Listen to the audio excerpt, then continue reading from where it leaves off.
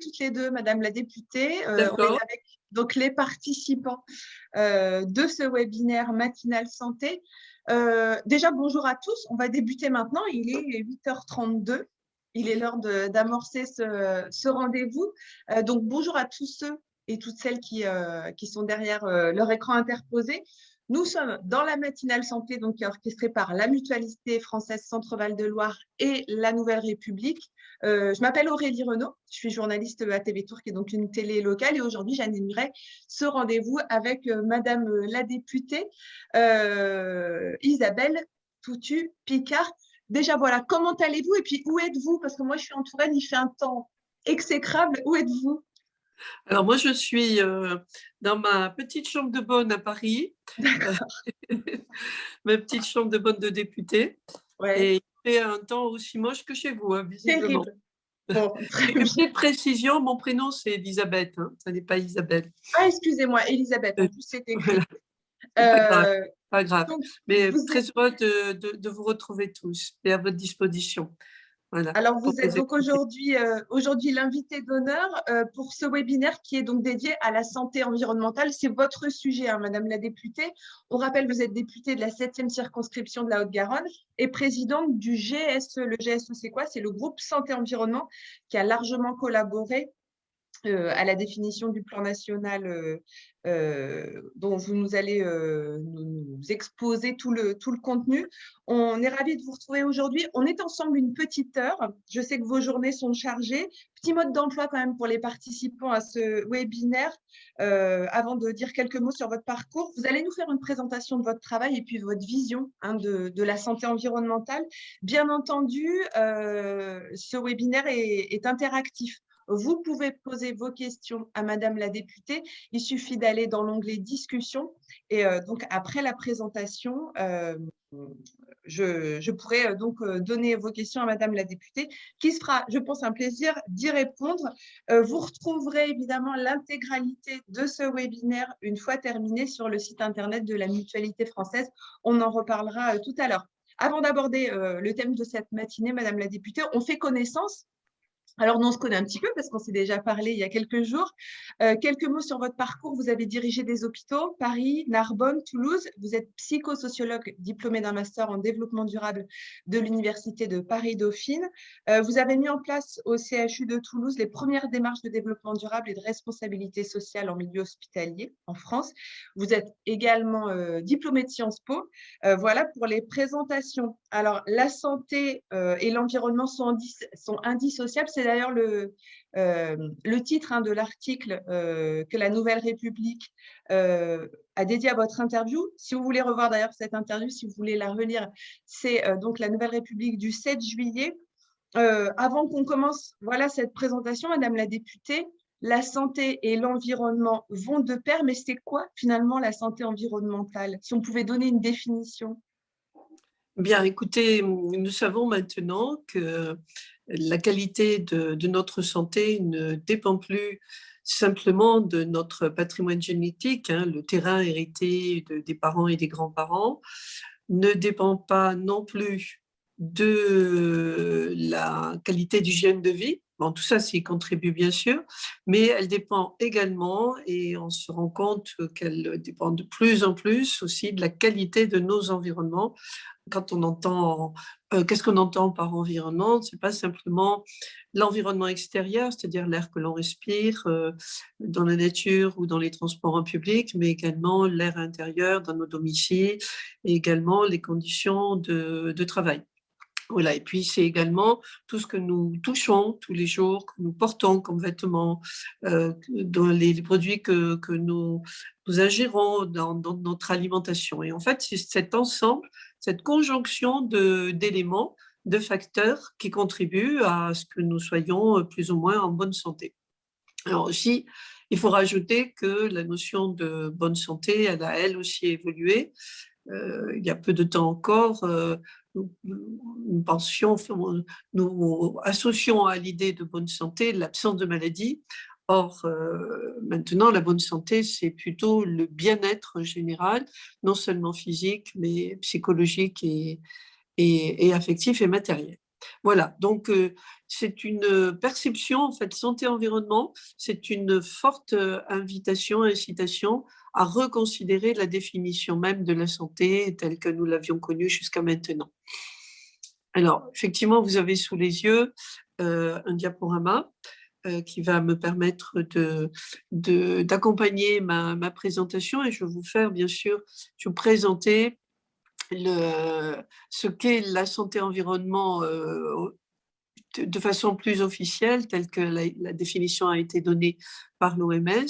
Et ensuite, je vous parlerai de la commission d'enquête parlementaire qui nous a permis de bien progresser, faire un point sur les politiques publiques de santé-environnement.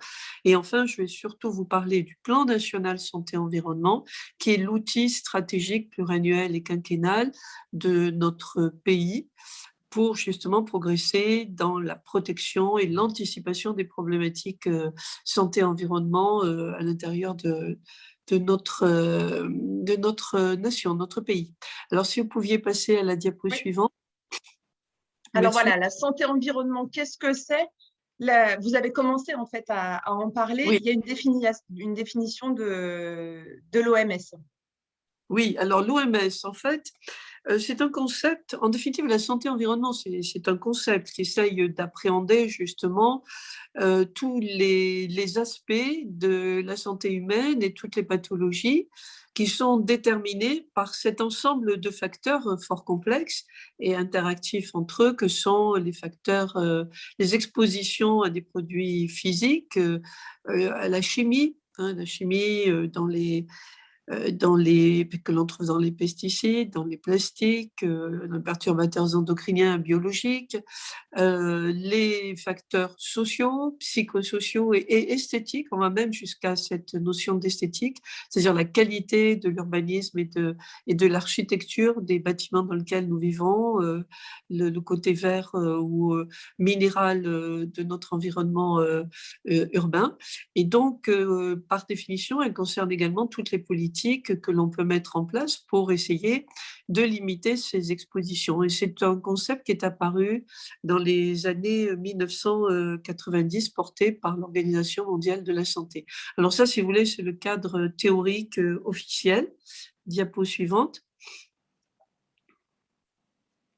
Voilà, quels sont les enjeux concrètement? Une fois qu'on a défini ce cadre conceptuel, comment on peut faire pour en délimiter, en appréhender, en identifier en fait les enjeux? Alors, les enjeux, ils sont extrêmement importants puisque l'on sait qu'en France, on a près de 14% de la mortalité, 14% de la mortalité qui s'expliquerait par des facteurs liés à la dégradation de l'environnement, dont une part importante de la pollution atmosphérique. Vous voyez en bas les morts, les décès prématurés, près de 50 000 décès prématurés par an en France, sur notre territoire, qui seraient liés à la pollution de l'air. Donc l'environnement dégradé constituerait donc l'une des toutes premières causes de mortalité en France. Vous vous rendez compte, c'est très important. Et un zoom plus particulier sur une préoccupation notamment chez les mineurs, donc de l'augmentation des cancers pédiatriques. Alors tous les cancers pédiatriques ne sont pas dus à des expositions, à des problématiques de perturbateurs endocriniens ou de pesticides ou autres soucis de cet ordre-là, mais on pense que quand même ils y contribuent énormément, et c'est un des sujets sur lequel je reviendrai, parce qu'il me semble que c'est la cible prioritaire de nos démarches de protection que nous devons mener. Et ensuite, l'OMS, oui, il disait que, c'est ce que je viens de dire, donc c'est l'OMS qui a fait l'évaluation, parce qu'il est très difficile de faire ces évaluations, qui est une conjonction de plusieurs facteurs. En France, 14% donc de la mortalité serait due à la dégradation de l'air. Et puis enfin, une estimation des impacts économiques. Impacts économiques que l'on sait maintenant. Il y a eu une étude qui a été faite par l'IGAS, l'Inspection générale des affaires sanitaires en 2017, qui évalue à plus de 7,5% du produit intérieur brut les dégâts, en fait, les effets sanitaires de la dégradation de l'environnement. Donc là, on commence à voir quels sont les enjeux importants de cette démarche. Diapo suivante. Oui, ça va. Alors, ce qui vient de se passer là, avec la Covid, la crise sanitaire qui a frappé notre humanité en 2020, a révélé une dimension supplémentaire qu'on savait déjà de façon à peu près sûre, mais qui a confirmé les interactions étroites qui existent entre la santé humaine, la faune sauvage et l'environnement. On sait que la Covid-19 a de fortes chances d'appartenir à ce qu'on appelle les zoonoses, la famille des zoonoses, ces maladies infectieuses qui sont transmises par les animaux et qui affectent les humains. Et leur augmentation, d'ailleurs, observée depuis plusieurs dizaines d'années, semble s'accélérer. Et ça s'expliquerait par la mondialisation de l'économie, conjuguée avec l'augmentation de la population, l'industrialisation, la déforestation, l'intensification de l'élevage, puis le fait que les humains se rapprochent de plus en plus, enfin plutôt les espèces animales se rapprochent de plus en plus du domicile des humains, et puis l'érosion, bien sûr, de la diversité, de la biodiversité et la dégradation des écosystèmes. Ce qui fait que on est invité désormais à donner une autre dimension en plus supplémentaire à cette notion de santé environnementale et en reconnaissant officiellement le lien inextricable entre la santé humaine, celle des animaux et celle des écosystèmes. Et c'est un lien qui constitue le cœur de cette approche que l'on appelle désormais One Health, une seule santé à l'échelle de la planète. Ça nous invite à avoir une démarche interdisciplinaire dans l'étude des pandémies et également à l'échelle des territoires, car ces derniers rencontrent des problématiques spécifiques. Alors, c'est une notion qui est apparue aussi dans les années 2000. Vous voyez que c'est relativement récent, toutes ces informations, et je vous laisse découvrir quels sont les impacts de cette approche. Et donc, on sait désormais que l'environnement est la clé d'une meilleure santé avec une approche extrêmement élargie de cette approche One Health qui nous invite à reconsidérer la façon dont nous abordons la santé, non seulement à l'échelle de notre pays, mais également à l'échelle internationale, et elle nous invite aussi à la pluridisciplinarité. Diapo suivante. Alors, comment en France fait-on pour aborder cette question ? Je dirais qu'au cœur du dispositif national se trouve le GSE, le groupe santé-environnement, qui est une espèce, on va dire, l'agora de la santé environnementale. J'ai l'honneur de présider cette instance. C'est en fait un comité de pilotage national des politiques de santé environnementale. C'est un comité, c'est une instance extra-parlementaire et interministérielle qui a été créée en 2009 dans la foulée du Grenelle de l'environnement pour mieux intégrer les connaissances de santé environnementale, intégrer les connaissances de santé environnementale dans les politiques publiques. C'est une instance donc qui marche sur la base du volontariat et qui est très impliquée dans la préparation des PNSE, donc vous voyez sur la gauche, Plan national santé-environnement, dont la 4e version vient de sortir il y a à peine 2 mois. Et c'est une instance qui accorde une large place à l'expertise scientifique. Il est organisé initialement en 5 groupes de travail spécifiques. Il travaille de façon très élargie. J'ai dénombré 150 parties prenantes. On retrouve les administrations centrales des ministères, les agences scientifiques publiques comme l'ANSES, Santé publique France, l'INERIS, le BRGM, mais également des représentants de la société civile et du monde professionnel, des associations de médecins, bien sûr toutes les grandes associations environnementales. Et donc, ces groupes de travail ont comme mission de réfléchir au contenu des plans nationaux santé et environnement, qui sont des plans quinquennaux qui contiennent un certain nombre d'actions, justement, pour limiter les effets sur la santé humaine de tout ce qu'on a pu dire, des agents physiques, chimiques, biologiques dans les milieux de vie, ainsi que les effets aussi du réchauffement climatique. Faut surtout pas l'oublier, et donc les effets des événements météorologiques extrêmes. Et donc, le PNSE est élaboré par un comité d'appui scientifique qui analyse les actions proposées par les groupes de travail constitutifs du GSE. Et ce GSE est piloté par 2 ministères, en fait, on va dire le parrainage est assuré par le ministère de la Santé, mais également par le ministère de la Transition écologique, et sont également invités et associés des autres ministères, parce que il est évident qu'on ne peut pas travailler sur les phytos sans associer le ministère de l'Agriculture, sur les conditions de vie au travail sans le ministère du Travail. On ne peut pas prévoir des démarches de formation sans penser au ministère de l'Éducation nationale. Pareil pour la recherche. Voilà. Donc, en fait, c'est une d'ailleurs des propositions les plus importantes qui ont pu être faites à l'issue de la commission d'enquête. Alors, diapo suivante. Diapo suivante, s'il vous plaît. Alors, une commission d'enquête a été lancée officiellement en juin 2020, mais a commencé son travail en septembre 2020. Une commission d'enquête sur les politiques publiques de santé environnementale.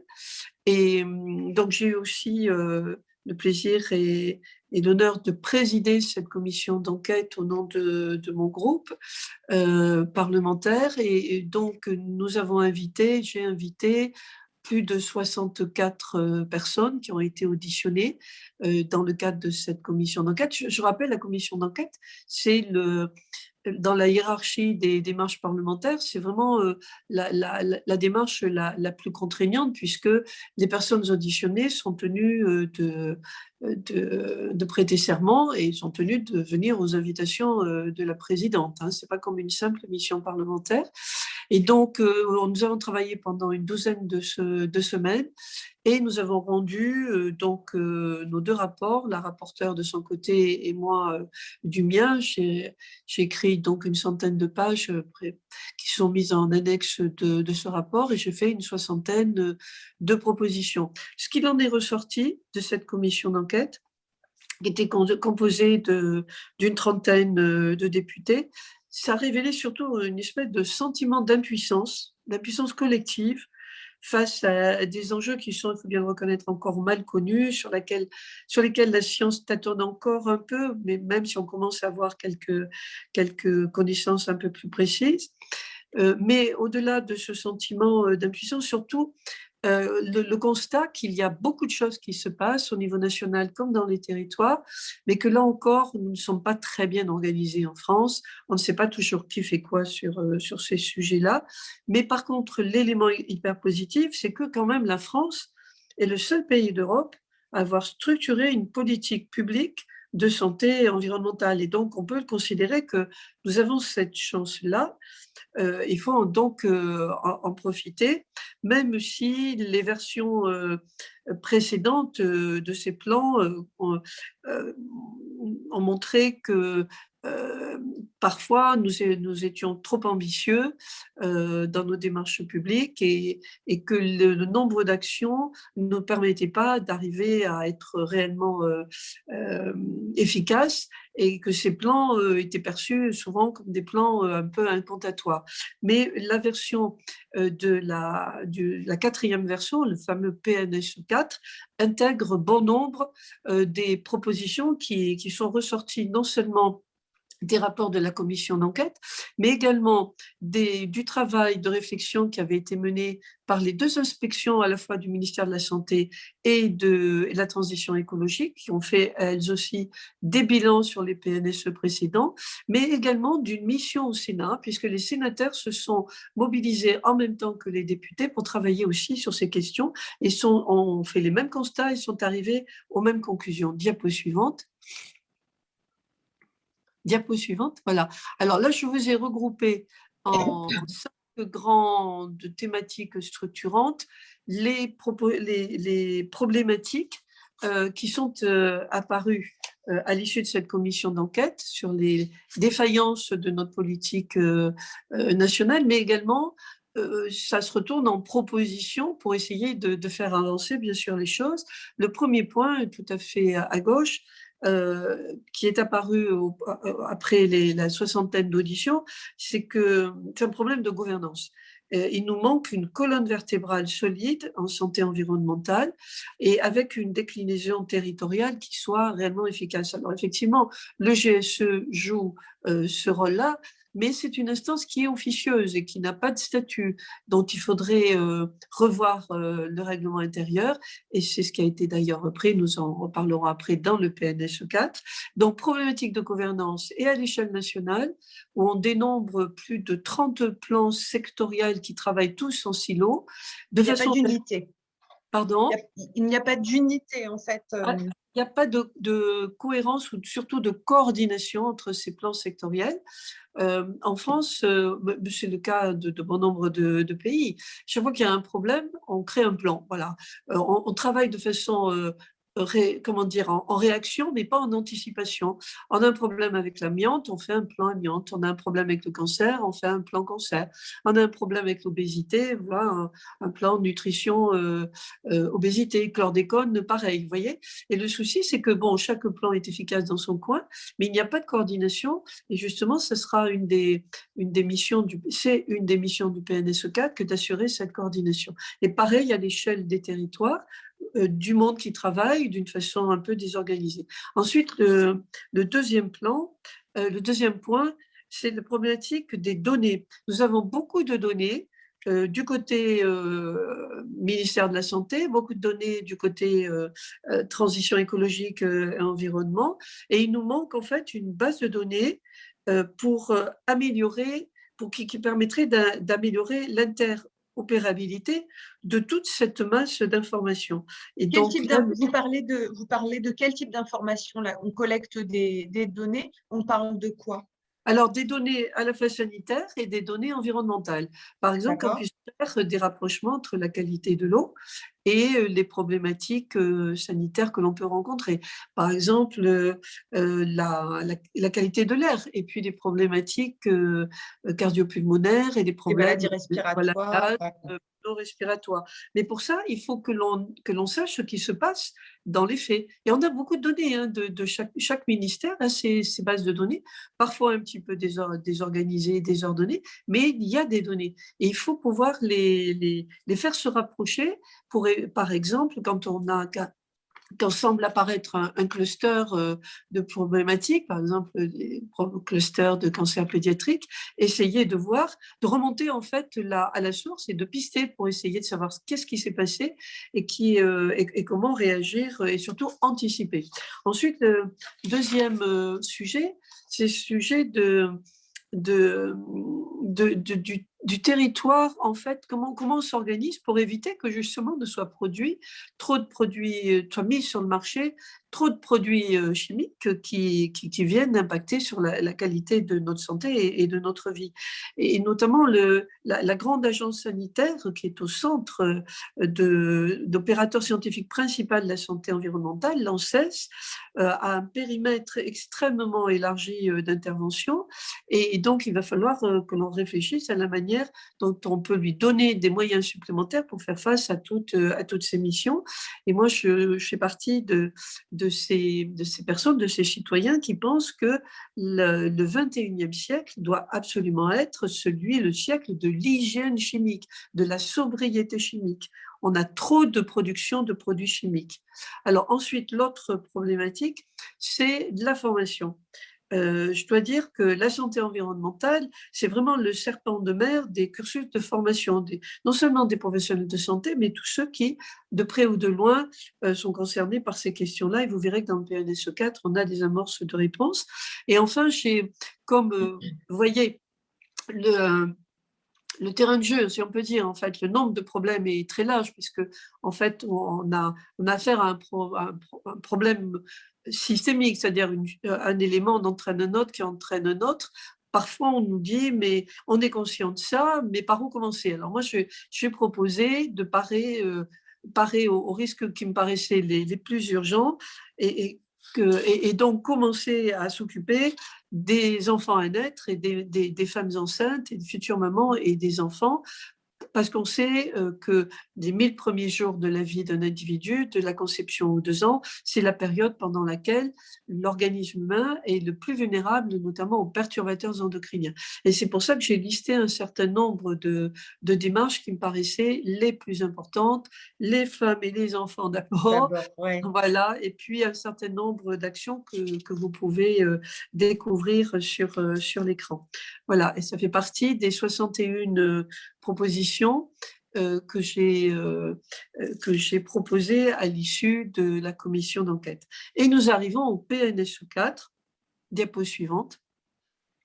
Voilà, alors le plan national santé-environnement, vous voyez les déclarations des 2 ministres référents de la démarche, Barbara Pompili et Olivier Véran, qui tous deux se sont engagés officiellement à soutenir cette démarche et qui en ont fait des objectifs de leur mandat, parce que conscients l'un et l'autre des enjeux et en santé et sur l'environnement. Diapo suivante. Diapo suivante. Alors, comment est construit le PNSE 4? Alors, le PNSE 4, il n'est pas sorti comme ça de chapeau, c'est le résultat d'un travail de longue haleine qui a débuté en janvier 2019 à l'occasion des rencontres nationales santé-environnement. Et il y a eu donc le travail également préalable du groupe santé-environnement qui avait permis de construire une première mouture.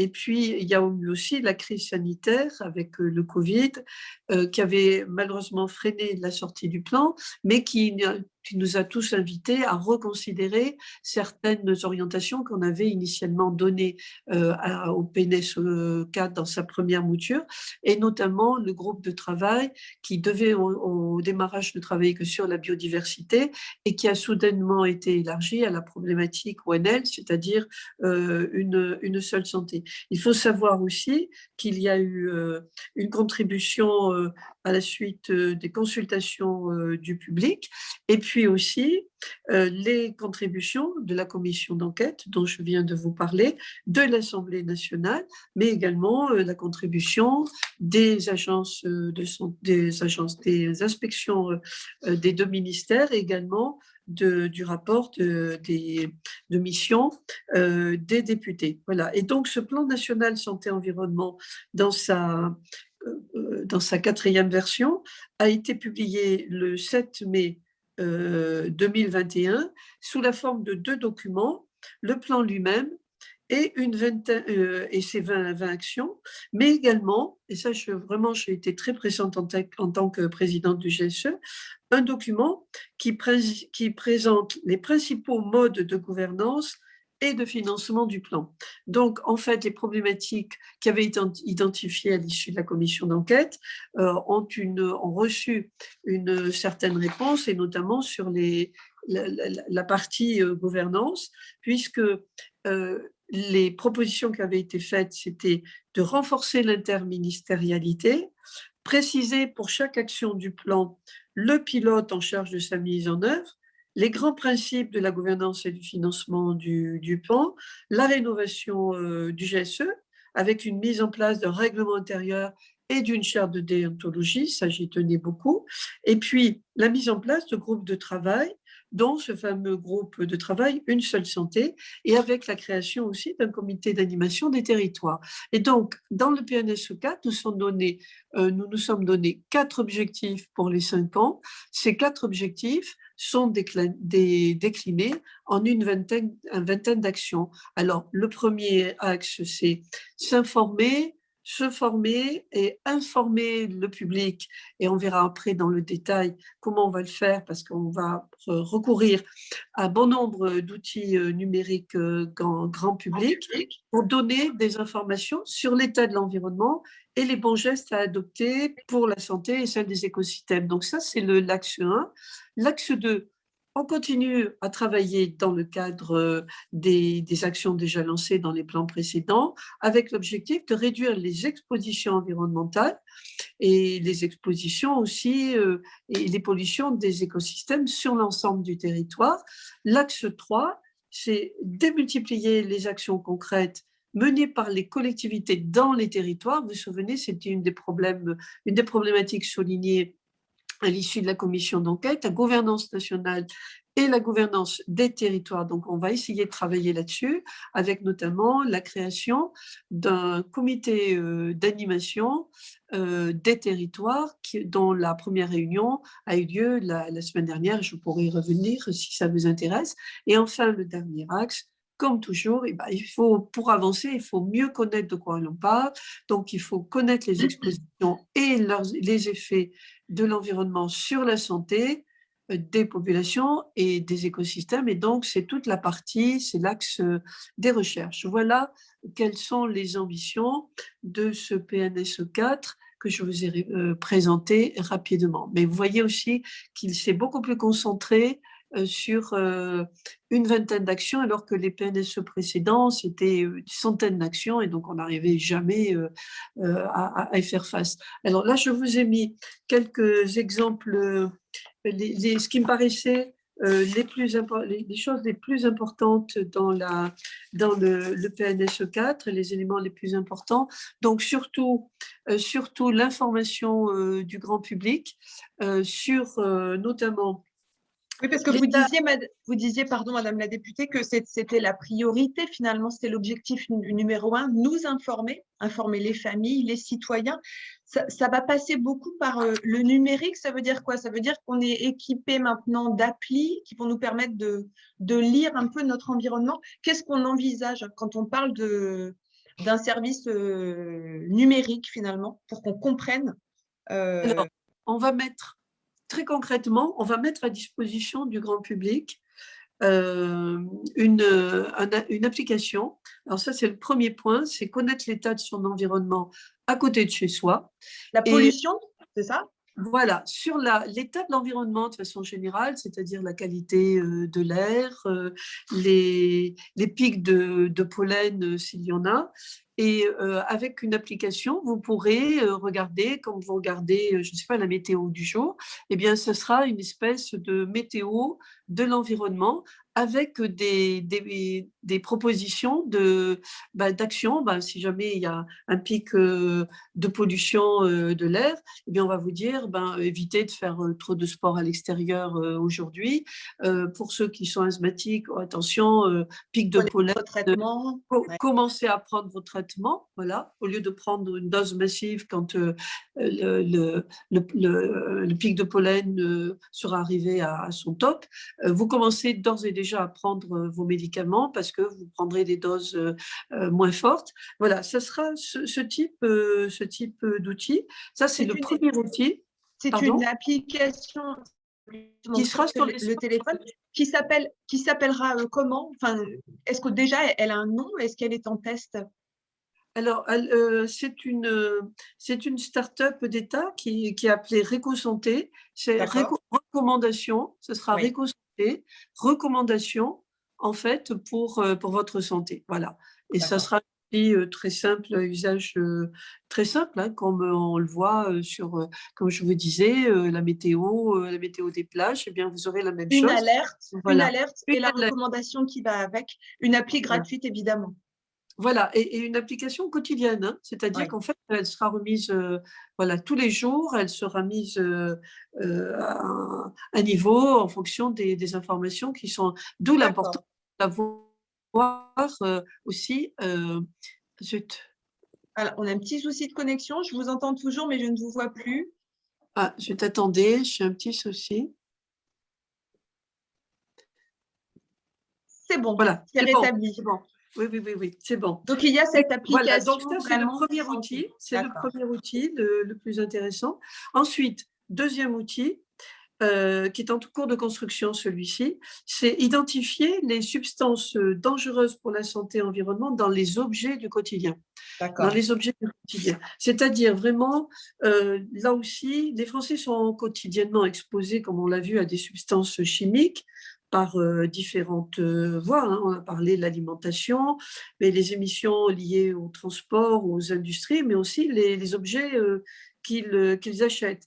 Et la composition d'une grande partie des objets du quotidien n'est pas suffisamment détaillée. Alors, pour ceux qui ne savent pas trop comment ça Perdu. fonctionne, il y a un règlement européen qui s'appelle REACH, REACH, qui est censé, cette réglementation fournit des outils de transparence dont l'utilisation plus systématique permettrait une meilleure information des consommateurs.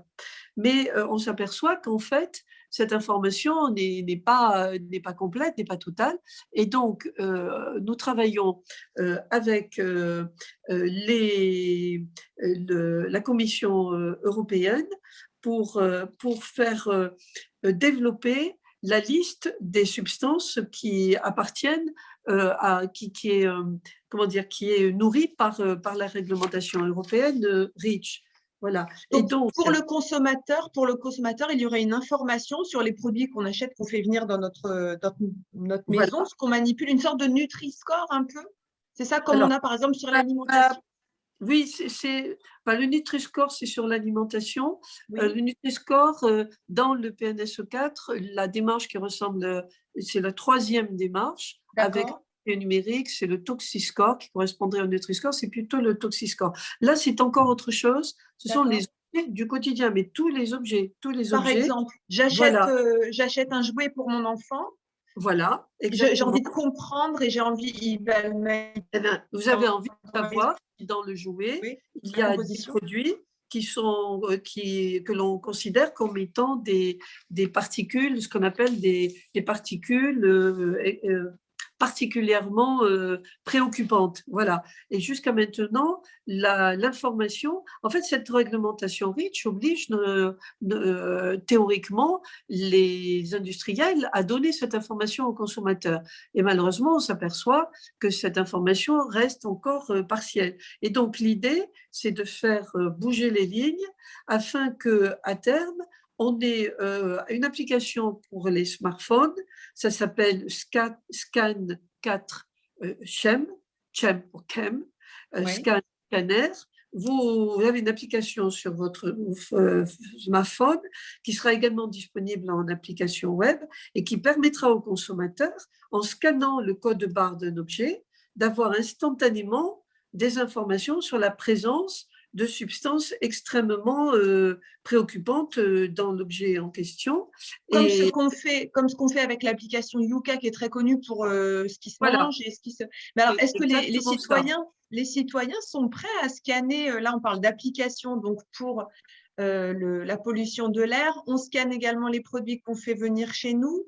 C'est beaucoup d'applications. En fait, on demande beaucoup d'efforts en fait aux citoyens, non? Oui, mais en même temps, il est responsable de sa santé. Oui. Il est responsable de la santé de son enfant, de la santé du futur adulte que va devenir son bébé dans un premier temps et puis ensuite de l'adulte. Le gouvernement met à disposition des outils. C'est une co-construction, la santé humaine. À la fois, il y a une part de démarche de responsabilité de l'État et je pense que du gouvernement, je pense que dans le PNSE 4, il y a quand même de très, très grandes avancées par rapport à ce qu'il y avait auparavant, mais également, il y a une démarche de responsabilité personnelle. Et comment mettre les industriels dans les clous, finalement? Alors, justement, c'est ce qu'on commence à faire avec cette démarche de construction de cette application pour faire pression sur les pressions. Quand on fait pression, ça marche moyennement. Il faut aussi amener les industriels à reconsidérer la fabrication des produits parce qu'il y a de plus en plus une demande de la part des consommateurs. Et moi, je suis persuadée que les citoyens, les Français et puis les Européens ont leur mot à dire et peuvent faire avancer les pratiques en matière de santé environnementale à travers le type de choix d'achat qu'ils font. C'est en fait ce qu'on dit classiquement le consomme acteur. Et effectivement, on a une prise. Oui. sur les industriels. Par exemple, on l'a vu avec l'alimentation bio. Du Oui, coup, par ça exemple, pousse l'huile ça de… pousse les agriculteurs Oui, petit à petit à produire davantage de bio parce qu'il y a une plus forte demande. Ça, c'est un exemple parmi d'autres. oui, c'est Mais par pour exemple tout ce l'huile qui de palme. On se souvient à un moment que les consommateurs ont banni l'huile de palme. En tout cas, le fait d'avoir un produit sans huile de palme devenait un argument marketing. Et finalement, voilà, parce que le consommateur avait choisi, les industriels se sont, enfin, absolument, plus ou moins adaptés. absolument. Je D'accord, préfère ce type de rapport de force à travers l'acte d'achat qui d'accord. est réel, parce que c'est un outil économique. Hein. Vous faites un choix, le choix d'une peinture plutôt que d'une autre, d'un vêtement plutôt que d'un Oui. autre. Et là, forcément, vous orientez non seulement le marché, mais également les pratiques des industriels. Et l'idée, c'est en fait de créer un cercle vertueux en incitant les industriels à substituer le plus tôt possible les substances dangereuses dans les objets du quotidien. Et en D'où même temps, l'importance d'informer à la base les citoyens et peut-être même ça passe par ceux qui nous regardent, les professionnels de santé, les associations, les institutions. Ceux qui nous regardent ont un rôle à jouer. C'est ce que vous êtes en train de dire finalement. voilà, c'est ça. Et justement, à travers de cette initiative européenne qui s'appelle Ask Rich, Oui, demander à solliciter la réglementation européenne Rich, on permet au consommateur d'exercer son droit de savoir.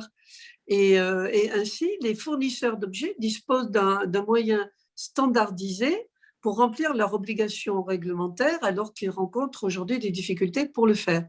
Voilà. Et donc ça aussi, c'est une manière de faire bouger les lignes en matière de substitution des substances préoccupantes par des substances beaucoup moins dangereuses pour la santé. Donc ça, c'est le deuxième point.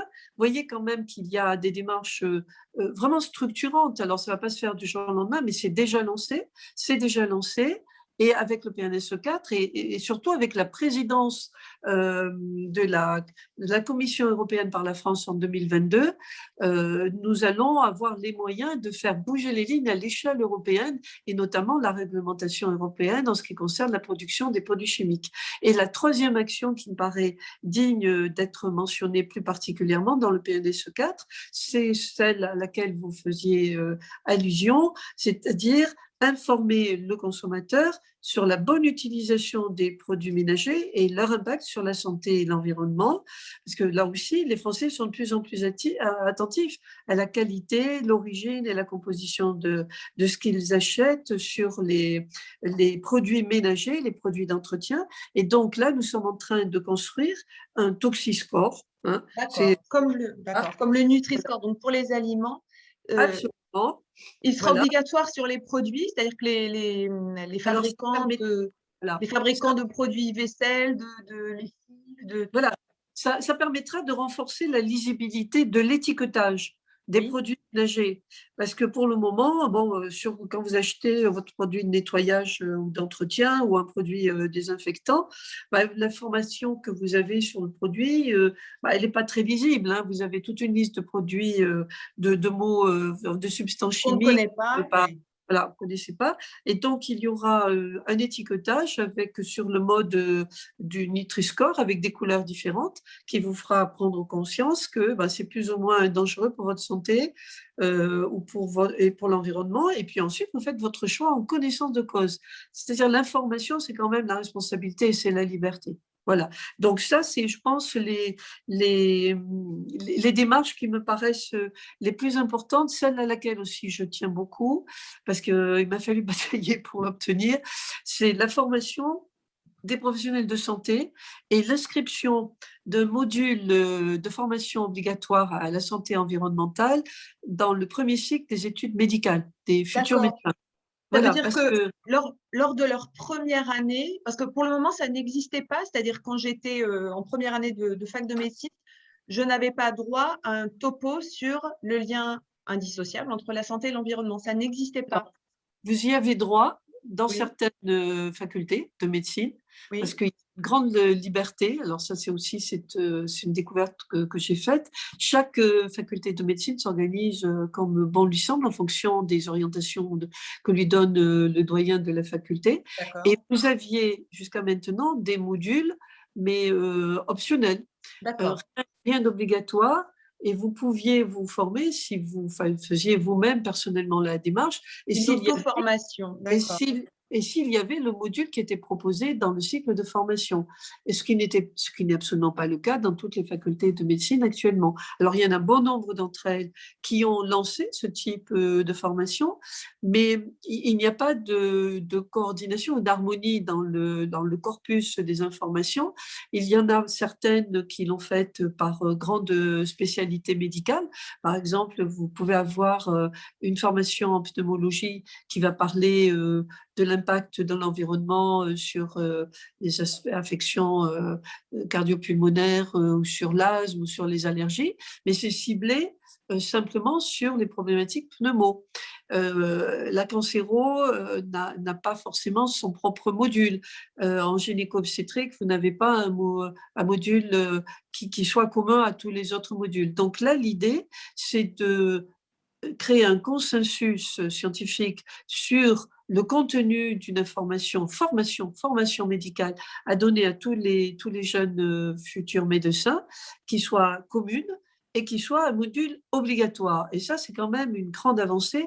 Et on m'a quasiment fait la promesse que ça pourrait être fait à la rentrée universitaire prochaine. Et ça va permettre vraiment de modifier l'approche qu'ont les médecins de la santé, parce que jusqu'à maintenant, nous avons en France, ce n'est pas spécifique à la France, mais c'est assez répandu en Europe, mais nous avons une approche essentiellement curative de la santé. On soigne très bien en France. Le Oui. souci, c'est que nous avons de plus en plus de pathologies dites chroniques et d'une façon vraiment dont le nombre augmente d'une façon assez ahurissante, à tel point que certaines pathologies, comme par exemple les cancers du sein chez la femme, finit par être considéré comme carrément une épidémie, le cancer du sein. Donc, il y a une problématique de fond.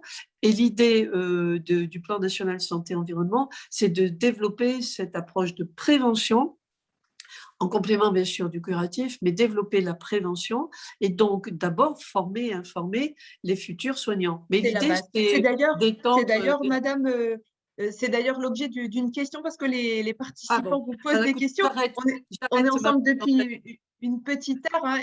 L'un des participants, Théo Vitroles, parlait de voilà, quid de rajouter justement ces modules santé environnementale dans les autres études de santé, pharmacie par exemple.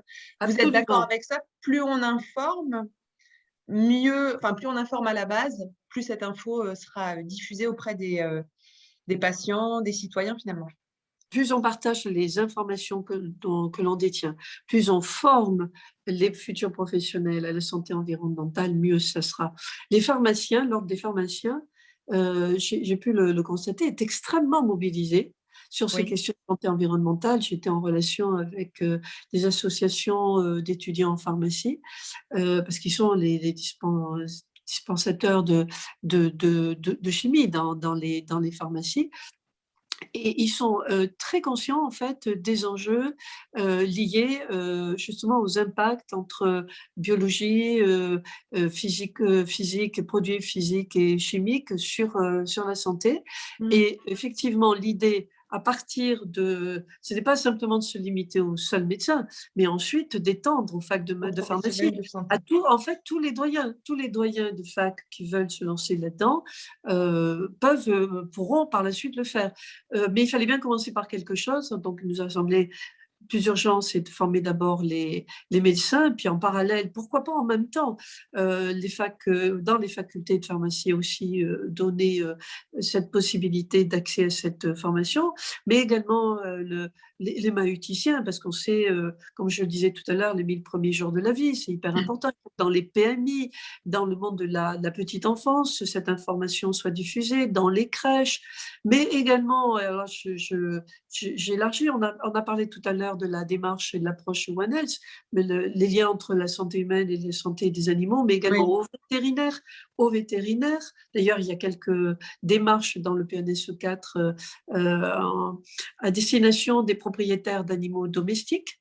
Hein, pour être sûr qu'il n'y ait pas de la propagation de pathologies via ces animaux, mais également le monde des architectes, des aménageurs du Oui, territoire, Pour le Voilà, effectivement. voilà, des urbanistes, parce que tout participe de près ou de loin. Alors, Quel parfois, énorme travail, voilà, ouais, quel énorme voilà. travail j'ai une question justement de la présidente de la mutualité française Centre-Val de Loire, c'est Rosemary Minaillot. Justement, vous parlez de tous ces acteurs qui doivent se mettre dans cette énorme boucle pour que ça avance. Justement, la question, elle est concrète, hein. Quel est le rôle des mutuelles finalement dans pour la mise en place de cette politique publique en matière de santé-environnement avec les autres acteurs? Quel rôle doivent jouer les mutuelles? Eh bien, comme je viens de le dire, un rôle de prévention. Ouais. Euh, je me suis fait attente sur le rôle prépondérant, bien sûr, des professionnels de santé, mais également des urbanismes. Et il est évident que tous les acteurs des territoires sont vivement invités à participer à la diffusion de l'information pour faire de la prévention. C'est d'ailleurs la raison pour laquelle, dans le comité d'animation des territoires, j'ai tenu à ce que les mutuelles soient représentées. La première réunion qui a eu lieu la semaine dernière, associait des mutuelles, mais également des représentants des Césaires, en plus aux côtés des ARS, des DREAL et des représentants des conseils régionaux, mais également aussi des élus. On a parlé de la formation des professionnels de santé, mais également le rôle important joué par les élus des collectivités territoriales. Et les mutuelles qui interviennent dans le domaine de la santé ont un rôle mais vraiment essentiel à travers leur bulletin, à travers leur centre de consultation ou de soins quand il y en a, à travers ce genre de démarche ce matin. C'est de Oui. diffuser. Plus on touchera de monde, plus il y aura d'acteurs qui seront mobilisés, plus on éduquera la population, on fera passer l'information et on fera aussi masse pour faire pression sur les fabricants de produits et faire évoluer également la réglementation non seulement nationale mais surtout européenne. Ça tombe très bien, vous parliez des produits, de faire pression sur les produits, tout type de produits. Il y a une question, alors mes yeux, mon Dieu, c'est écrit tout petit, c'est l'ARS, l'UPGSE-ARS. La question, c'est le Toxiscore sera-t-il élargi aux produits cosmétiques au-delà des produits ménagers? On imagine que oui. Alors, à terme, oui. Mais Ouais, déjà, si on arrive avec les produits ménagers, ce sera déjà pas mal, vous voyez. d'accord. Il faut qu'on associe, on ne peut pas le faire brutalement. Alors, il faut à la fois être pressant, être ferme, mais également il faut être dans la négociation. Parce que il ne faut pas oublier qu'il y a aussi des enjeux économiques, qu'il y a les chaînes de fabrication et que du jour au lendemain, on ne peut pas demander à un industriel de reconvertir sa chaîne de production. Et Ouais. n'oubliez pas qu'il y a des enjeux aussi d'emploi. Mais en leur faisant prendre conscience, mais ils sont de plus en plus conscients. Je peux vous assurer que j'ai beaucoup de contacts avec le monde économique et des représentants de grandes entreprises. Ah, ouais. Sont conscients non seulement de la responsabilité sociale et environnementale, puisque beaucoup ont lancé des démarches de RSE à l'intérieur de leur boîte, il y a une forte demande de leurs employés, mais ils savent aussi que ça correspond et qu'à un moment donné, ça va rencontrer une forte demande de la population. Donc, oui, je pense qu'à terme, on va pouvoir et il faudra le faire. Alors, le monde de la cosmétique, c'est encore un autre monde, je veux dire, assez costaud. Mais quand vous regardez autour de vous, surtout les dames qui ont recours aux cosmétiques, même les messieurs avec les savons, enfin les produits d'hygiène quotidiens, on voit bien qu'il y a de plus en plus d'offres de produits estampillés bio ou Ouais. naturels. Ce qui veut dire que quand même, le message a été perçu par les industriels. Mais après, c'est comment dire, à un moment donné, il faudra que ça ripe pour que la majorité de la demande porte sur ce type de produit pour pouvoir faire évoluer. C'est évident. Alors, on va commencer déjà avec les produits ménagers parce qu'on s'est rendu compte pendant la période de la Covid du mauvais usage des biocides. Moi, la première, quand un maire de ma circonscription, j'ai une circonscription qui est assez rurale, m'appelait en me disant mais je ne comprends pas comment je fais, quel produit il faut que j'utilise pour aseptiser mon école. Je l'ai la première à dire, bah, eau de Javel. Et jusqu'à ce que les scientifiques du Haut Conseil en santé publique me disent, attention, si vous utilisez l'eau de Javel, c'est abominable, ça se retourne en fait contre l'objectif premier, parce que d'abord on retrouve ça après dans les canalisations, dans l'eau, etc. Et puis il y a des émanations qui sont extrêmement toxiques quand c'est hyper concentré.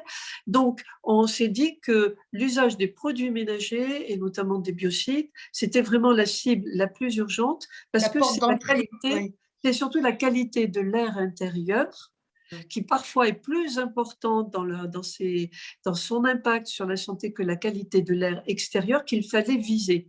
Et donc, ça nous a semblé être le plus urgent. Voilà. Après, bien sûr, après on peut faire rajouter autant de produits qu'on pourra arriver à faire rentrer. Quand on a préparé cette intervention toutes les deux, vous me parliez d'un site internet. Alors, il est dédié, je dirais, aux parents de jeunes enfants. C'est une sorte de visite virtuelle de la maison. Finalement, c'est ça aussi le point de départ de tout ce dont on parle. C'est une information parce qu'on ne soupçonne pas. Bon, je suis aujourd'hui dans ma maison, vous êtes dans votre chambre de bonne, comme vous disiez tout à l'heure. J'ai un niveau de connaissance, mais j'ai peut-être pas le bon niveau de connaissance de ce que je fais entrer dans ma maison. Là, vous avez, c'est une sorte de petit tips que vous pouvez nous donner, un site internet qui scanne finalement ma maison et ce que j'en fais quand je fais entrer des produits. Vous pouvez nous le redonner?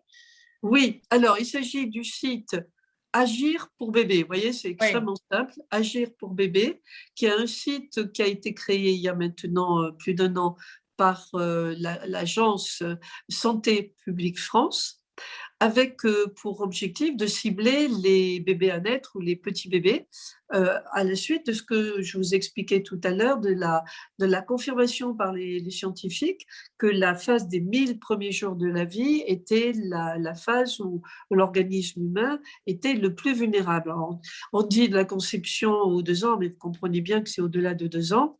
Oui. C'est même après. Et donc, ça nous concerne tous.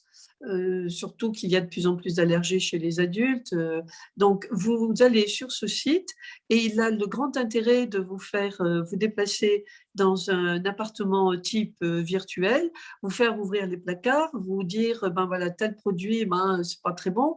Et surtout, l'intérêt, c'est qu'il vous propose des produits de substitution. Il ne fait pas que vous alerter, il vous dit, ben voilà, pour la peinture bleu ou rose en fonction du bébé à venir selon le résultat de l'échographie que vous allez mettre dans la chambre de bébé, eh bien, préférez plutôt tel type de produit, de peinture qu'un autre. Pour les jouets dont vous parliez tout à l'heure, préférez plutôt des types de jouets plutôt qu'un autre parce que l'enfant va le porter à la bouche. On Le est sur bébé, les recommandations, en fait. On n'est pas des que sur… recommandations oui. de bon sens, des pratiques extrêmement basiques et qui vous permettent déjà de commencer à cerner le problème, ne fût-ce que chez vous. Voilà. Et là, vous arrivez à limiter la casse, si on peut dire, en exposition et l'impact sur la qualité de l'air intérieur de votre domicile. Et surtout, ne pas oublier que la meilleure des démarches anti-pollution pour la qualité de l'air intérieur chez vous, c'est d'ouvrir les fenêtres, parce que la pollution, elle est souvent pire à l'intérieur qu'à l'extérieur à cause de tous ces produits du quotidien. Et donc, avec le site Agir pour bébé, vous avez mais vous avez d'autres Des aussi. gestes de bon… C'est du bon sens, mais c'est peut-être aussi, il y a des choses qu'on ignore. J'ai une question pour vous, Madame la députée, question de Stéphane Fradet de la Mutualité française Centre-Val de Loire. Qu'est-ce qui peut être mis en œuvre pour pérenniser les visites CMEI? Alors là, j'ignore le terme, désolé, sur notre territoire, subvention de la région, augmentation de subvention de l'ARS, voter la loi. Voilà, qu'est-ce qui peut être mis en œuvre pour pérenniser les visites CMEI? Alors, CMEI, excusez-moi, mais je ne vois plus du tout quelle est la Alors, signification du moi non plus, sigle. mais on va peut-être pouvoir nous en Est-ce dire que un vous peu pouvez plus. Oui. me traduire? Pardon, conseiller médical en environnement intérieur. Merci, Ah oui, monsieur. oui, oui, oui, oui, oui, oui, oui, oui, oui, oui, oui, effectivement. Ça a été mis, c'est assez récent, cette démarche. Elle me paraît extrêmement intéressante, effectivement, d'avoir des espèces d'ambassadeurs, en fait, en matière de santé environnementale, des ambassadeurs conseillers. Et effectivement, ça fait partie des propositions qui ont pu être faites, mais il faudrait voir si dans le cadre, par exemple, du prochain PLFSS, le projet de loi de financement de la sécurité sociale, on ne pourrait pas faire une proposition d'amendement. Alors, je renvoie la question De Monsieur à Fradé? ce monsieur en lui disant que ça serait éventuellement intéressant de proposer un amendement dans le cadre du PLFSS. Parce que là, il faut quand même qu'il y ait une prise en charge. Qui va payer ça? Est-ce que c'est la région? Est-ce que ce sont les conseils régionaux? Est-ce que ce sont les agences régionales de santé, auquel cas il faut augmenter leur budget et donc il faut passer par les PLFSS? Est-ce que les mutuelles aussi ne pourraient pas aussi mettre la main à la bourse pour pouvoir justement accompagner toutes ces démarches-là? Plus il y aura de démarches de ce type-là, plus on pourra démultiplier les sources d'information et donc de protection. Mais à votre disposition pour en reparler si vous voulez. Mais c'est une démarche qui est relativement récente et dont on ne parle pas beaucoup encore. Vous voyez, même D'accord. Sigle ne m'était pas totalement familier, Ouais, même si donc c'est vous une connaissez piste. la démarche. C'est Oui, une ça me piste. paraît être une très bonne idée. Alors, Oui, Madame la députée, on est ensemble depuis une bonne heure, hein. Vous voulez porter ces questions, enfin, au plus haut niveau de l'État. J'ai envie de vous dire que c'est un énorme travail. Vous y croyez? Ben, évidemment, on imagine, mais quels sont les délais finalement? Quel objectif vous vous donnez? La fin du quinquennat est proche. On en oui. est où? Alors, la fin du quinquennat est proche, donc je suis concernée en tant que députée dans le cadre de mon mandat, mais moi je ne suis qu'un maillon de la chaîne. Le PNSE 4, il est bel et bien lancé. Le GSE, il durera avec moi ou sans moi, il continuera et poursuivra son travail. Et une de ses tâches, ce sera justement de pousser les administrations pour qu'elles avancent et faire aussi l'évaluation. Je pense que nous avons suffisamment avancé dans la structure même de ce PNSE 4 en intégrant des critères d'évaluation, en identifiant le portage, le pilotage, en se donnant quelques délais. Le délai, de toute façon, de ces plans, c'est 5 ans. Après, il faudra voir leur déclinaison à l'échelle des régions aussi, parce que là, je vous parle du plan national, mais on va travailler aussi sur les futurs PRSE, les plans régionaux santé-environnement, et notamment, on va travailler dans le cadre de ce comité d'animation des territoires, où je voudrais aussi que soit abordée la question de l'amélioration de la gouvernance de la santé environnementale à l'échelle des territoires. Régional? Oui. Voilà. Donc, la dynamique est lancée. Alors, elle existait avant. Il ne faut pas croire qu'avant le PNSE 4, il n'y avait rien. Il y avait eu des points d'avancée, par exemple l'interdiction du perchloréthylène dans les pressings, l'interdiction des biberons avec du bisphénol A. Oui. Il y a des points comme ça qui a des petites avancées, mais ce qui manquait, c'est vraiment des démarches de fond structurantes comme les outils numériques, la réflexion avec les industriels et de la formation. Il y a quand même des points majeurs dans ce PNS4 qui me laissent espérer et penser. Un changement? Oui. Oui, j'y crois. Alors, il y a des choses qu'on va pouvoir mettre en place beaucoup plus vite que d'autres, parce que, par exemple, les outils numériques, soyez sûr que je vais pousser les groupes de travail qui portent cette démarche pour que ça sorte le plus vite possible. Je vous parlais tout à l'heure de la formation, le module de formation. Je vais aller vérifier que dès la rentrée universitaire prochaine, ça va marcher. Dès septembre Voilà. 2021? Oui. Alors, ça m'a été encore dit l'autre jour par la sous-directrice du ministère de la Santé, mais il faut toujours aller vérifier parce que, Oui. voilà, de la Ça parole à fait l'acte. partie du travail. Mais voilà, mais donc si vous voulez, à l'intérieur même de cette démarche nationale, vous avez des thématiques qui sont plus rapides que d'autres, hein, dans l'exécution sera plus rapide que d'autres. Mais par contre, la dynamique, la mobilisation, comme vous le faites aujourd'hui, celle-ci, à mon avis, elle est, comment dire, elle est irrémédiable.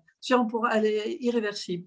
Je Oui. crois que la population française, surtout avec la Covid, s'est vraiment, vraiment inquiétée et donc mobilisée sur ces questions-là. L'idée, c'est comment on peut faire pour se protéger contre de prochaines pandémies. Parce qu'on Oui, sait que malheureusement, il va y en avoir d'autres. Voilà, on sait que 70% des maladies émergentes nous viennent du monde animal. Comment on s'organise?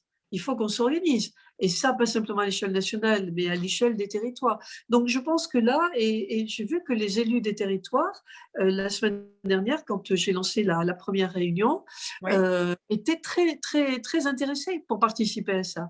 Parce oui. qu'en fait, par exemple, le maire d'une commune et le premier élu auquel un habitant de la commune va s'adresser en disant mais qu'est-ce qui se passe? Je ne comprends pas, qu'est-ce que c'est que cette Covid? Comment on peut se protéger? Et les masques et les vaccins. Donc ils sont mobilisés. Et je crois que là, il y a quelque chose d'irrémédiable. Et puis je pense que les politiques au plus haut niveau de l'État ont compris qu'il y avait une forte demande. Je pense qu'il n'y a plus un seul Français qui ne soit pas un tout petit peu épidémiologiste là en ce moment, à force C'est vrai, d'entendre. c'est vrai.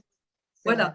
Et donc, je crois à cette mobilisation-là, avec, comme je le disais, vous me disiez la fin du quinquennat, oui, mais ça va continuer, enfin, du moins je l'espère. Et puis, je vous dis, c'est lancé, les outils sont en construction, et je crois que là, on est en train de se donner des outils. Et puis, je crois aussi à la présidence par la France de la communauté européenne. Oui, Et la France est quand même, quoi qu'on en dise, hein, quand même le meilleur élève hein, oui, c'est ce que vous de disiez tout l'Union à l'heure. européenne. Oui, Oui, on a un plan national et en fait, on est quand même porteur à l'échelle européenne de pas mal de démarches. L'autre jour, nous avions une intervention dans la dernière réunion du GSE de la représentante européenne santé de l'OMS.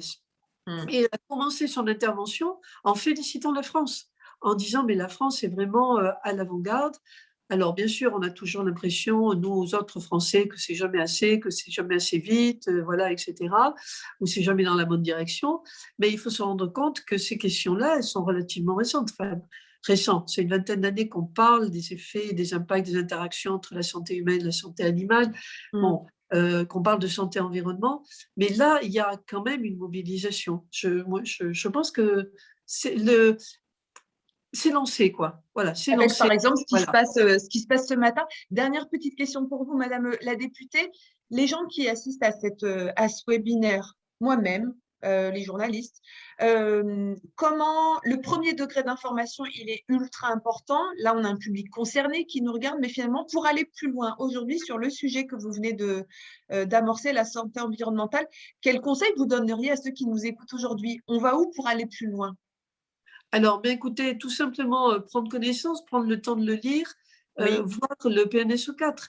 Ce n'est pas un document rébarbatif. Vous verrez, il est super bien fait, il est très agréable à lire, il est lisible et compréhensible par tout le monde sans forcément une formation initiale.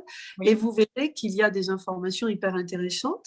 Et puis ensuite, moi, je dirais être tout le temps en alerte en tant que citoyen. Regardez tout ce qui sort comme articles dans le monde, dans la presse spécialisée.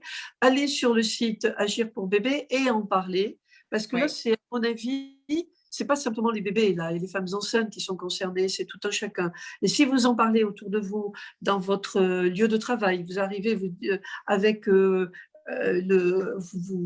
montrez le site Agir pour bébé autour de vous, à votre hiérarchie, à votre entourage familial.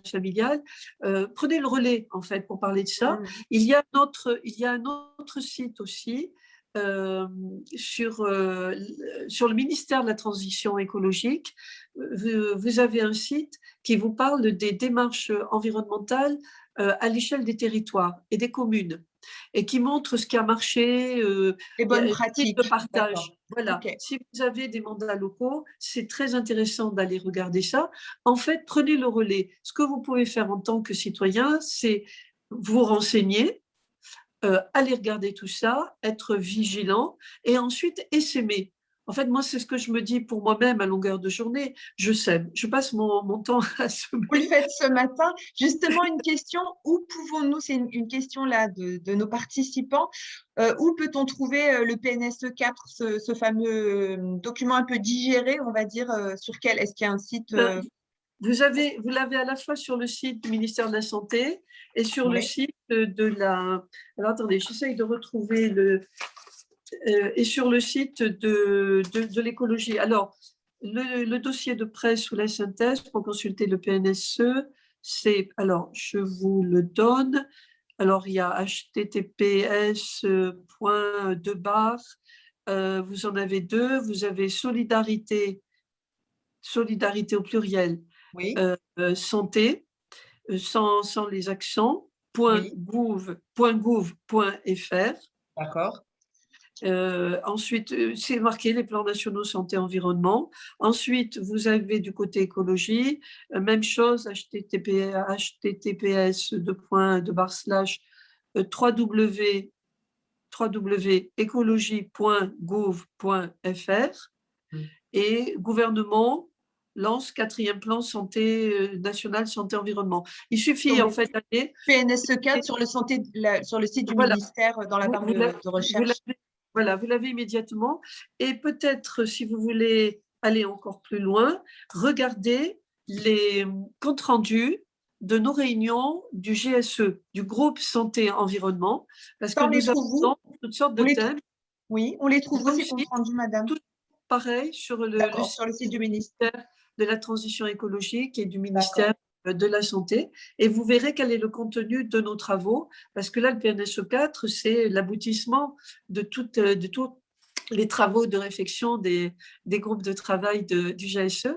Mais si vous voulez avoir des informations un peu plus ciblées, vous regardez l'ordre du jour et vous regardez la thématique qui vous intéresse, notamment l'échelle européenne, parce qu'à mon avis, c'est celle qui va prendre le plus d'importance, notamment sur la réglementation des phytopharmaceutiques, des pesticides et du fameux glyphosate. Voilà. Et puis alors, je ne vais pas donner votre numéro de portable aux gens qui participent à ce webinaire, qui ont d'ailleurs posé pas mal de questions. Et je suis contente qu'il y ait eu cette participation ce matin. Vous pouvez aussi aller, chers participants, sur le site internet de Madame la députée. J'imagine que voilà, s'il y a une question, on peut aller un petit peu plus loin, en tout cas avec vous, en échangeant peut-être sur votre site internet. Merci beaucoup, Madame la députée, d'avoir passé cette heure et quart avec nous. Merci aux participants de ce webinaire. Merci également à la Mutualité française Centre-Val de Loire, sa présidente, et puis à la Nouvelle République. Alors, il y avait une petite question, ce n'est pas une question directement pour vous, Madame la députée, mais voilà, est-ce qu'on peut revoir cette matinale? La réponse est oui. Vous allez donc sur le site internet de la Mutualité française Centre-Val de Loire. Ce webinaire sera disponible d'ici quelques jours. Voilà, il me reste à vous souhaiter, Madame la députée, un très bel été, même si aujourd'hui, ce n'est pas flagrant. Hein, on ne va pas ouvrir les fenêtres, c'était votre conseil, mais aujourd'hui, définitivement, on ne peut pas. Merci beaucoup, en tout cas, pour ce partage. Et puis, bon courage, parce que je crois qu'il y a du pain sur la planche, on est d'accord? On est d'accord. Chacun a une petite miette du pain. Ouais, voilà. très bien. Mais merci Merci pour vos beaucoup. encouragements. Et puis, il faut que tout le monde continue à se mobiliser. Merci pour votre professionnalisme, Madame la journaliste. Et merci à la Mutualité d'avoir organisé ce webinaire extrêmement intéressant. Bon, on se souhaite Et à tous un excellent été. En tout cas, bel été à à vous tous. aussi.